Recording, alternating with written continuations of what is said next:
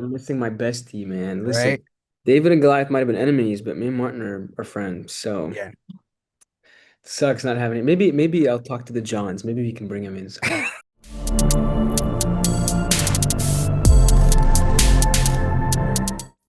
No, God chose me.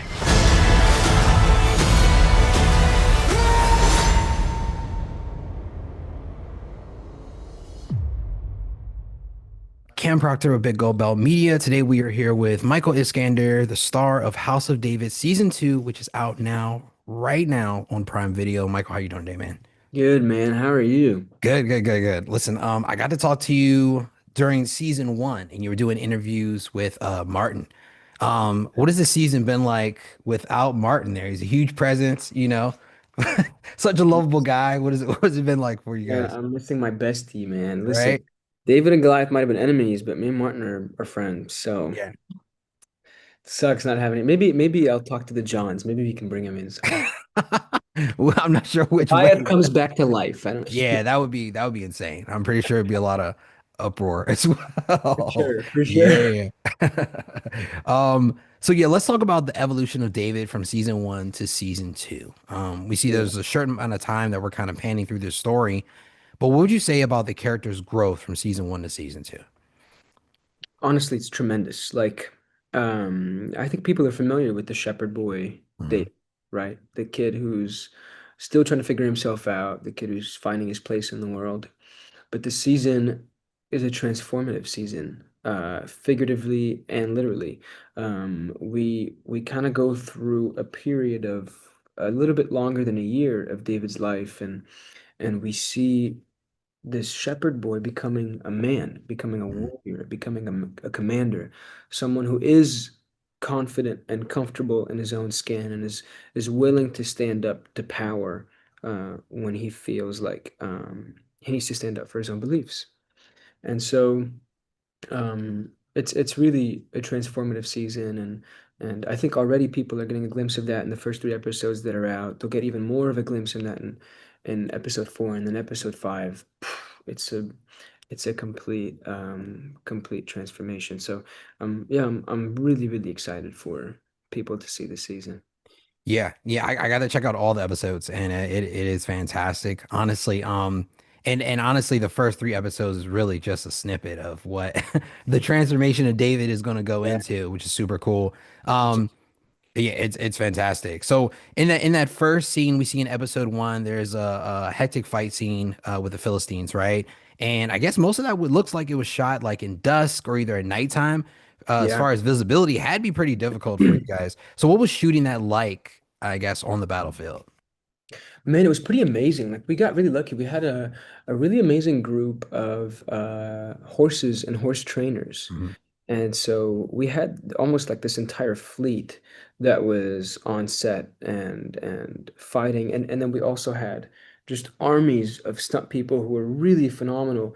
Um, and everybody, I was in the middle of it and I was looking at one side, people coming through, and on this side, people coming through here, and I was in between horses and like we practiced that. It's scary, having these Yeah. giant horses running at you and people hitting swords right above your head. I think at one point we had a sword break and it landed on the camera. It almost broke it. Oh man. And so, I mean, a lot of that stuff, is dangerous, but it's something to behold. And I have asthma, so Oh, okay. the haze that you're talking about was not Yeah. exactly the best for my lungs. But you got to push through, and you got to do what you got to do to get the product. And I mean, I'm just so thankful that that first episode is a really great introduction into what this season has to offer. Yeah, no, no, no, it really is. I mean, like you said, going from common shepherd boy to um, I would say a rock star, honestly, because the way the people embrace him, it's like, oh man, like who is this kid? Like how did he get here? I'm pretty sure there's a lot of questions in the crowd as well, but I mean, whatever King Saul says, it just goes in this one for Whatever sure. King Saul says That, goes, man. You're that's gonna it. you're That's gonna do it. really good in the house of Saul. I'll tell you Yeah. that. Oh yeah. Yeah. Yeah. Yeah. It was serious. Let's see. So I guess well, you kind of talked about fight choreography. How was it when I guess they introduced the idea that they wanted to still keep David true to using the sling as well as the sword. So what was the choreography like for you trying to build that in? Well, people forget slingers were an actual part of the armies back then. Hmm. David wasn't the only slinger, but in the case of the show, we wanted to show a different side to combat. And sure, there's swords, and you could do all your moves in swords, and we had a really amazing stunt team that put all of these giant choreographed pieces together. Um, but they were also very creative in finding ways to use the sling, not only as a sling, but also as a weapon that you can manipulate your enemies with. Right. And it really just provided for a larger palette of combat styles, Hmm. more ways, more colors to paint that painting, and finding really cool ways to still keep the storytelling powerful throughout a very long fight scene. Yeah. Uh, yeah, I think people at the end people were jealous that they didn't have this lane because pretty rad, man. No, no, it really is because we see like the transformation episode one and two. He's trying to like get his footing and really figure it out, and then you get to episode three, and we're like in that little canyon, and like something comes over Dave, and he's like, "Uh-oh, it's go time." Exactly. Like he knows exactly what to do and how to use all of his accessories to utilize to his full ability, which is it's amazing, amazing scene, honestly. Um, so I know you talked about that you really wanted to bring this character to be very relatable to a lot of people last time I talked to you. How would you say this character is even more relatable to yourself now that you've been in it for two seasons? I find myself from the very beginning, I related to David, which is why I kind of felt called to portray him. But also, I feel like I'm growing in a direction towards David now um, in terms of being a leader and being confident in himself Mhm. and him finding his footing. In a similar way. I mean, this is my first time ever on camera. But I take pages out of David's book in terms of his confidence, um, his demeanor, and I find that a lot of the decisions that he makes and the character that he is informs me as a person. I'm very lucky that I get to keep some of those things with me when I Yeah. go back home from set. Yeah, yeah, that's great, man. And I was gonna ask you how you pulled away from a character like this, but I feel like the characterization of David is something you want to take with you, opposed to Exactly. like get out of. It's like something you take, and you want to go on the right path. You follow how David would have done things, Yeah. most of the Yeah. time until we get to the later life, and then we're like, uh-oh, what's going on? Later life, different story. Come visit me back. we all we all Yeah. make mistakes. It happens.